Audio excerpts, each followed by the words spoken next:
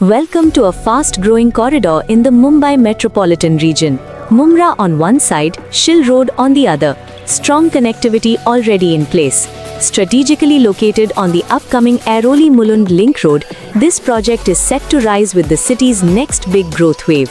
From here, you're directly connected to Mumra MM Valley, Shilphata and Diva. Presenting Sahyadri Homes, spacious 1 and 2 BHK homes crafted for modern living.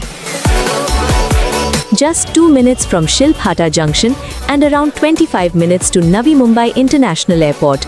Schools, hospitals, malls and stations, all within easy reach. Sahyadri Homes, where comfort meets growth. For more information, please contact on the numbers given below.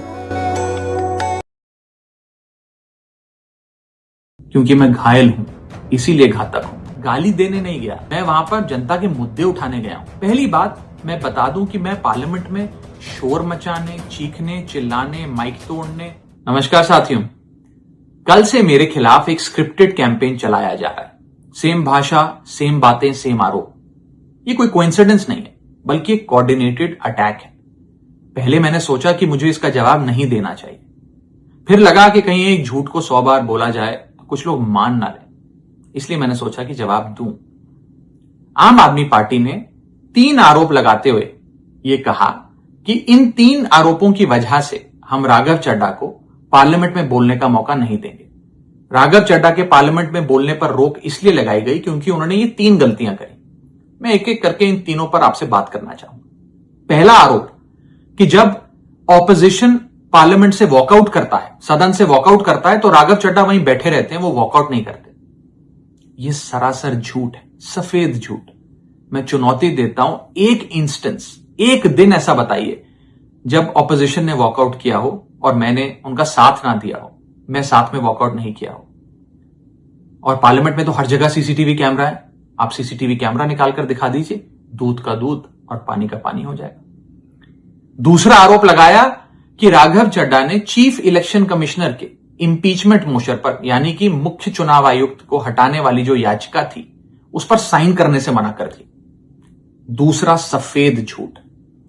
ना मुझे आम आदमी party के किसी भी नेता ने इस मोशन पर साइन करने के लिए कहा, ना औपचारिक तौर पर कहा, ना अनौपचारिक तौर पर कहा। और आम आदमी पार्टी के राज्यसभा में कुल 10 सांसद हैं, जिनमें से 6 या 7 सांसदों ने इस मोशन पर खुद ही साइन नहीं किया। तो भला इसमें मेरी क्या गलती? खाली सारा दोष मुझ पर ही क्यों मढ़ा जा रहा है? और इस मोशन के लिए राज्यसभा में कुल 50 सिग्नेचर चाहिए होते हैं, यानी कि 105 विपक्षी सांसदों में से मात्र 50 सिग्नेचर से ये याचिका पूरी हो जाती। तो इतना शोर क्यों? और तीसरा आरोप जो मुझ पर लगाया गया वो ये था कि राघव चड्ढा डर गए हैं और इसलिए वो बेकार मुद्दे उठाते हैं। पहली बात मैं बता दूं कि मैं पार्लियामेंट में शोर मचाने, चीखने, चिल्लाने, माइक तोड़ने या गाली देने नहीं गया। मैं वहां पर जनता के मुद्दे उठाने गया हूं, लोगों की बात करने गया हूं। और मैंने कौन सा मुद्दा नहीं उठाया? मैंने जीएसटी से लेकर इनकम टैक्स की बात करी, पंजाब के पानी से लेकर दिल्ली की हवा का मुद्दा उठाया, हमारे सरकारी स्कूलों की हालत से लेकर कैसे पब्लिक हेल्थ केयर इंस्टीट्यूशंस को मजबूत किया जाए, इंडियन रेलवेज में जो पैसेंजर्स ट्रैवल करते हैं उनकी समस्याएं रखी, यहां तक कि मेंस्ट्रुअल हेल्थ, एक ऐसा मुद्दा जिसके बारे में लोग बात करने से कतराते हैं, वो बातें तक रखी। बेरोजगारी से लेकर महंगाई तक तमाम मुद्दे उठाए। आप मेरे 4 साल का पार्लियामेंट का ट्रैक रिकॉर्ड उठाकर देख लीजिए।